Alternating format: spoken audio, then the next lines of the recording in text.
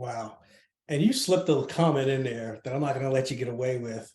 You broke Jessie Owens' Uh, record. I broke his Ohio collegiate record. He went to Ohio State, so his jump that he made in college, I think it was 26.8. And I broke it at a meet at Walton Wallace. I think it was my third year eligibility. I jumped like 26.11. It just was what it was at that time. But it was, now I think about it, I'm like, man, I guess that's, pretty good there too, to break a legend like him.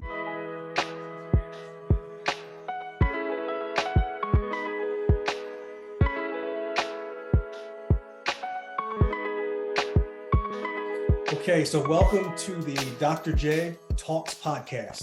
So my name is Dr. Jan Michael Johnson. I just go by Mike for my guests and for my friends and family. So I've been a college professor for about 20 years teaching sociology, and that's where my expertise lies, mainly in the study of society and analyzing how it changes and how it impacts us all. And so the whole idea of this podcast is to interview and to have very interesting conversations with individuals from all walks of life, not only to learn about them, but also to help us learn to navigate the society and how rapidly it's changing and where we find ourselves in it. So with that said, man, we got a special guest tonight. I'm so happy to have this gentleman with me. And so I got my notes here, and it's like I got to unroll the scroll, all the accolades. And he is a business owner, a performance trainer, who trains with individuals and organizations at the highest level in the athletic space, also a fitness and wellness educator, a world-class Olympic athlete who's traveled the globe, a Hall of Famer in the track and field area, and also an author. And we're going to talk about this. So make sure you cop that. We're going to put it in the show notes. So he's an author. So all you would-be authors, make sure you go get this. We'll show you how to do that. So he's done it all. And also he was a guest on our Layers of Lax episode, which is a podcast that I also produce with Karen Blaine, who's our host, where we educate girls lacrosse officials. So with that said, Coach Sean Robbins, how you doing, Coach? I'm doing good. Thank you. And I'll probably address you as Dr. Mike. I like that. Okay. Dr. Mike. There we go. To what you are, man. You work hard to do that. Dr. Mike, that's how I'm going to address you if you don't mind. You know what? That's a good point. That's a good point. Yeah. So we had you on the podcast last year, again, the Layers of Lax, and you're so gracious then and now to come back. And there you kind of gave us officials some instruction about training, about nutrition. That was so helpful. And we got excellent feedback on that. But here, like I said, on this podcast, I really want to get into your story because it's so interesting just from what I read off. So I want to get into the business, your history of track and field. So let's get right into it. Let's start from the beginning with Coach Sean Robbins. So you're from Akron, Ohio. Tell us about growing up in Akron and what that was like. Oh, man, Akron's Akron. I mean, I was fortunate to be able to live across the street from a park. That made, such a difference between like with activities, recreation, introducing us to different activities, sports. They wanted to keep me active. Summertime, I did a lot of camps and stuff down at the particular park, and it was nice. It was a nice little pleasant time, as a kid growing up, obviously getting in trouble when we played a little bit of street football, had a little basketball hoop. It was like a 9-foot goal where everybody in the neighborhood would come and play on it because I could dunk. That's right. That's it. And a lot of it has been with different neighborhoods. They're building in certain places that just like, wow, you hardly recognize certain areas. And I think that's true to other cities. One of the stores I used to go to as a kid was still there. I used to go there and get candy before I went to the store. So that was still, it's called LA Cruise Through. I mean, I still remember the name, and that was like one of my good little stops as a kid. But in terms of changing my neighborhood, it was pretty much the same. The park is still there, still doing good things. People like LeBron revamped it and did a lot of good things for the car because he was affiliated there. But it's going a lot for the better. What is LeBron's impact on the city? What do you see living there? He's done a lot of things in terms of creating housing, creating jobs, and doing a lot of little things from the community that he was from. And like I said, one of his biggest projects, like I said, he revamped a lot of the parks. I think what he realized, that impact of redoing those parks, helped kids like me even though I came up before him, I can see, the impact that he has by redoing a lot of those parks. I mean, he said he's, the kid from Akron, but, I was a kid from Akron too. He's doing so much for the community, known and unknown for people outside of Akron. People don't know all the tidbit stuff that he's doing that's helping impacting and growing Akron area too. So it's been a great deal having him doing stuff to impact Akron. So I got to ask, it's the topic of the generation. Who's the GOAT, MJ or LeBron? I can't answer that because I grew up, Jordan, he did his thing during his era. LeBron, he's done his thing, his era. So it's like they're two different type athletes from two different eras. And I think they were both way ahead of their times within their crafts. You look at the stats that, Jordan has and look at the stats that LeBron, you can't really, how do you compare with the championships one have versus the other championships, the longevity that LeBron has and still dominating with his longevity. It's hard to compare. I mean, if I had to sway a little bit on the side, if he's from Akron, okay, let's say LeBron. But I think, just comparison that, I've seen both of them play at their highest level. LeBron is still going, but it's hard to compare. It's just hard to answer that question of who's the GOAT on that. When I was younger, I hung out with a lot of older kids. And the older kids, with terms of running athletes, they used to kick my butt. My sister, she was like 3 years older than me. So I hung out with a lot of her friends, even at the camps, because, at the camps, there were age limits. And so they said, oh, Sean, he's older. So I got to hang out with the older kids. So I was on the softball team, I, played basketball. So I did a lot of stuff. So all the kids that I was running against, and they used to kick my butt. There's a few I beat, but at that time, I'm thinking, man, I'm slow, but didn't realize at that time that I'm playing with a lot of people that was older than me. And maybe that helped me to realize where more of my talent will probably come about. Elementary coach did some time trials. So he said, okay, Sean, I want you to run here to here. He said, set, go. And he's running, and I'm running. And then I go through, and then he looks at the watch, and he's sort of like shaking it again. He was like, Sean, go do that again. Go do that again. So I wasn't sure if it was bad or if it was good. And so I went back and did it again. So he did a little time on me, and I'm running. And he was like, okay, you're good. You're going to be on the team, I actually didn't make the team my 7th grade year, junior high. And so I kind of felt like Michael Jordan, he didn't make his team too. So I was like, upset and pissed off. What made it worse, that team went undefeated. They were undefeated. And I'm like, man, I could have been part of it. And I could have been part of it too. But then I ran track that year and I did relatively well. But at that time, it was like basketball. Basketball was my thing. And so the following year, I made the basketball team, which I was happy with. And then I ran track, was relatively successful there. Hurdles was my thing back then. Hurdles and like the high jump. My grades were bad. So a lot of the Division I schools, they're like, oh, Sean, we want your talent, but if you become team here, you'll probably have to sit out 2 years, only have 2 years eligibility and stuff like that. I'm like, man, I don't want to do that. I wanted, all 4 years eligibility. Ashland's a private school, and the academic standards are higher there. They're way higher. And so the story of me going to the school, my family and I got lost in Ashland, and we sort of pulled over, and then somebody at a church came up and said, hey, where are you looking for? Well, we're looking for Ashland. And to this day, I'm still looking for this guy, that did this, because then my mom was like, okay, there's probably a 60% chance we're probably going to go to school from friendliness that this guy did. So I got accepted in the school based off either my character, my parents, and just my will and desire to try to get better and do a lot of things. And that was like very, very unusual for a school to do that. And I did. I wrote it right then and there, the application, and sent it to them. And I got an acceptance letter. I was one of the first ones in my family to go to college. My first semester, scared as all get out. I had a meeting beginning of the semester. I had a meeting with my coach. And he said, come sit down. I want you to have some goals. I'm like, yeah, my goals, I want to break some records. I want to make national champ. So those are the goals I want. He was like, no. He said, I want you to reach a 3.0 grade point average. I'm like, Coach, you looked at the wrong transcripts. You ain't look at mine. You said 3.0. I never ever thought that I would get that high of a GPA in college. And so I didn't think about that. I just thought I want to reach that goal. I want to make my coach happy. And in the midst of all that, I was getting All-Americans national championship too, but that wasn't really meaning anything to me. I wanted to reach this goal that my coach did. And my last semester, I ended up getting like a 3.4 grade point average. And I'm like, Coach, I did it. All-Americans and national champs and Rick and Jessie Owens rec, all that stuff was good. But I think that was something that was sort of my weakness. And so I was happy about that.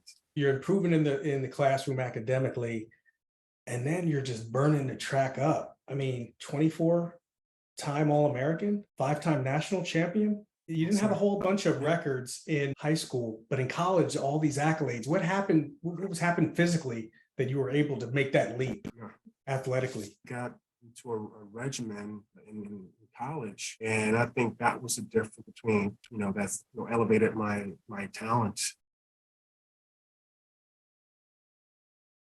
Now you start doing some professional events, Olympic trials in 96, 2000, 2004, Olympic alternate.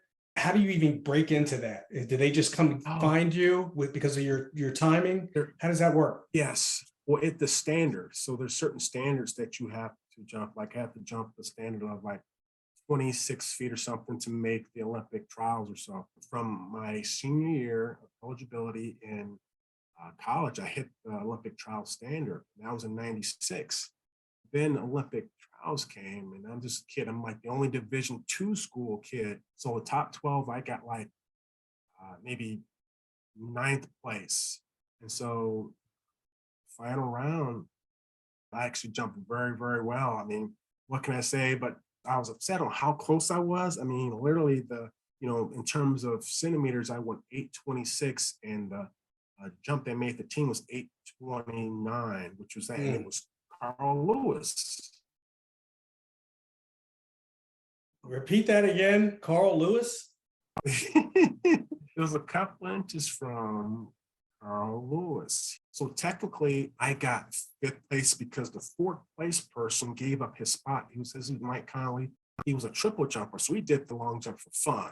And I was just really that much from making that team. The top 3 people at that Olympics went 1, 2, 3 in the Olympics. And other thing too, my jump that I had at Olympic trials would have got me a bronze. I mean, I was upset. I was like, oh man, it wasn't my time. I was just there with the greatest. I mean, I can say I competed with these great guys, and those guys made the Olympic team in 92. Wow. And you slipped a comment in there that I'm not going to let you get away with. You broke Jessie Owens' record? I broke his Ohio collegiate record. He went to Ohio State, so his jump that he made in college, I think was 26.8. And I broke it at a meet at Walton Wallace. I think it was my 3rd year eligibility. I jumped like 26.11. It just was what it was at that time. But it was, now I think about it, I'm like, man, I guess that's, pretty good there too, to break a legend like him. You're mentioning some big names here. I heard Carl Lewis, Mike Powell, Jessie Owens, Olympians from the 92 team. So it's no wonder that in 2017 and then in 2020, your phone rings, you pick it up, and it's to be inducted into the Hall of Fame. So tell me how that was. Oh, wow. It was great. My first induction was the Ohio athletic track and field and cross country. That was inducted 2020, and then my other induction was the Division II Hall of Fame, which was it was also awesome type honor to have and sort of carry forth there too. And just recently, Summit County, which is our county Hall of Fame, so that ceremony will be in October. So I just got that letter like 3 weeks ago. Well, congratulations on that. So that's new news, right? Yeah. Thank you. That'll go in the next book, right? There you go. Fitness and Sports Excellerated, LLC. How long have you been training folks, and how long have you been a business owner? I'm like 25 years.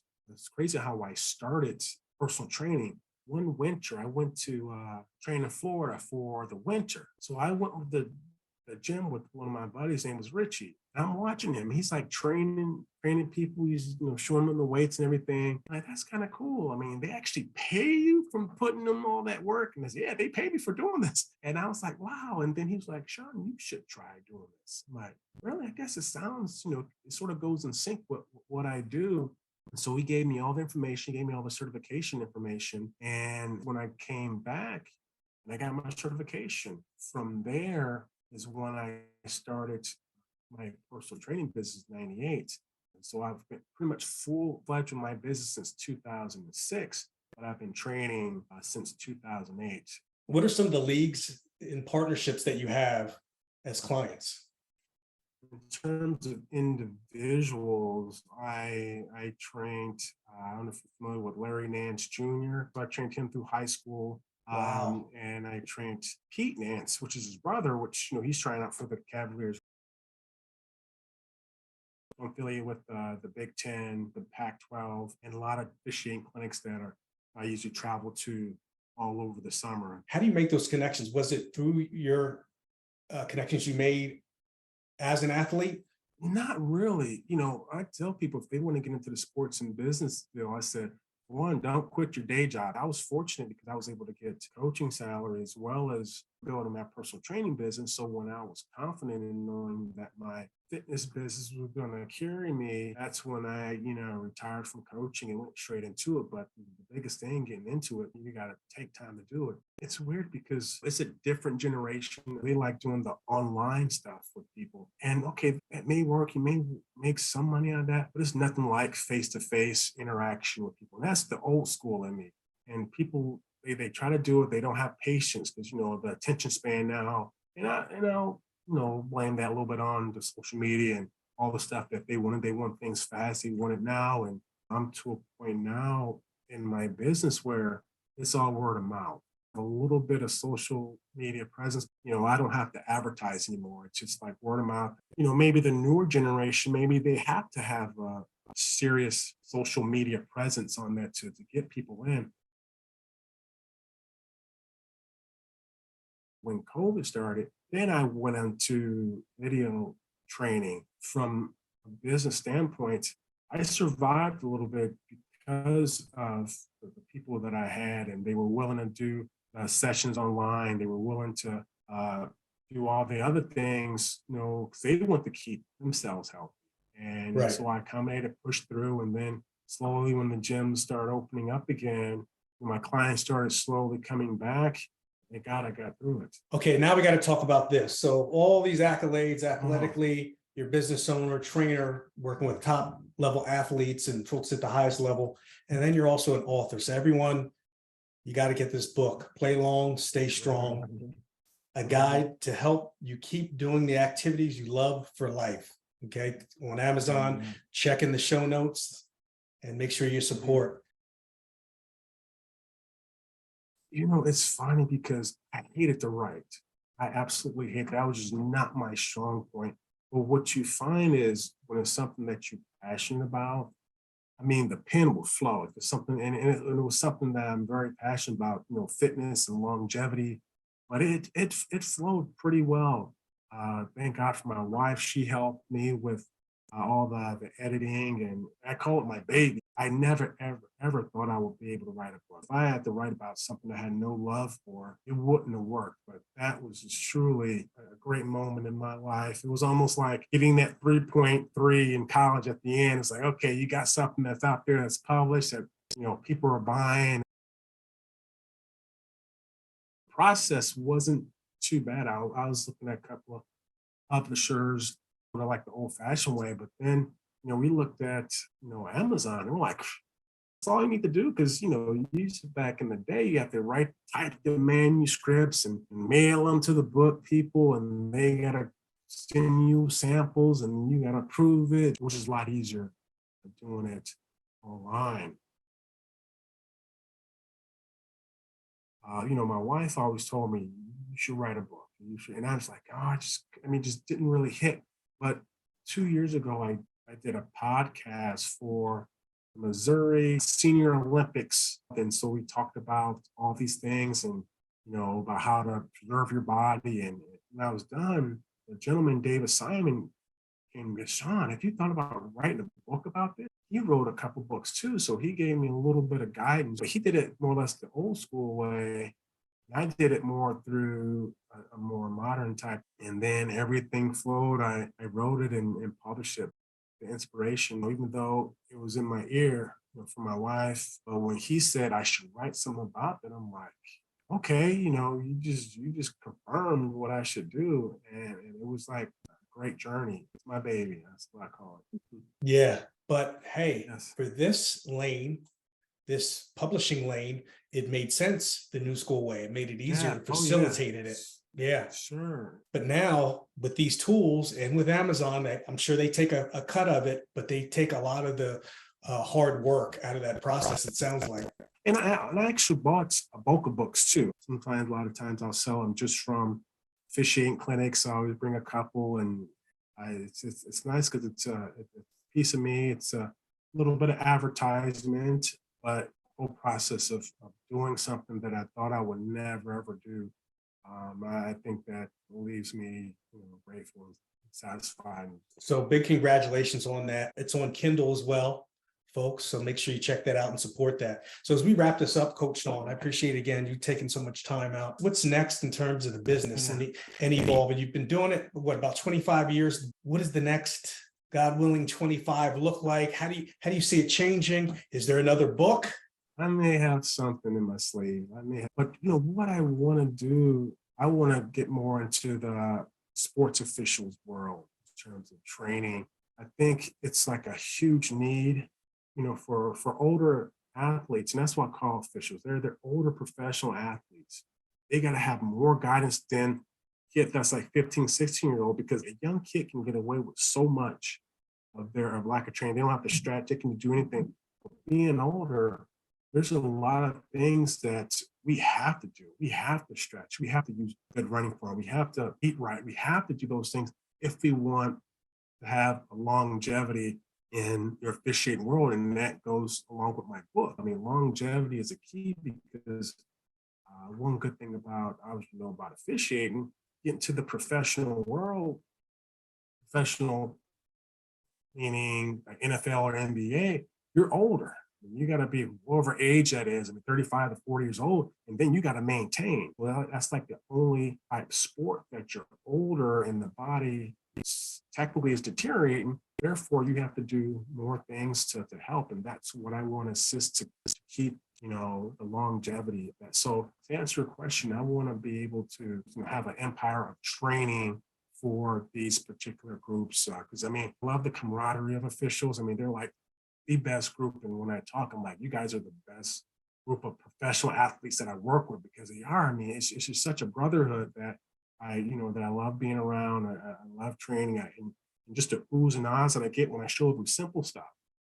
And they're like, oh man, I didn't know that. But we're in a different body and I'm getting older too. So my goal is the same as their goal.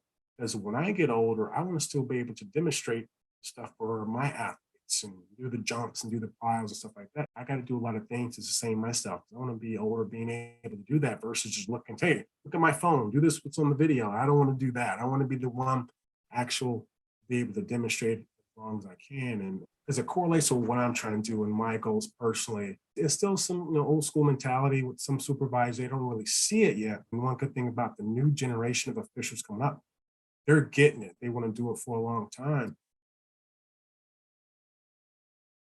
Usually I have a website that has like www.fitnesssportsexcel. It's like my main page that has my officials content, has my fitness and sports business content, and also has my play long, stay strong type content. So that's like the content for longevity and stuff like that. And then, from email, Sean@fitnessportsexcel.com. Coach Sean, support his business. You see, he's got the shirt there. If you're in Northeast Ohio, all officials associations get the best training out there. So with that said, we're going to wrap it up. Thanks, Coach Sean. Dr. J Talks. I appreciate it. Thank you very much.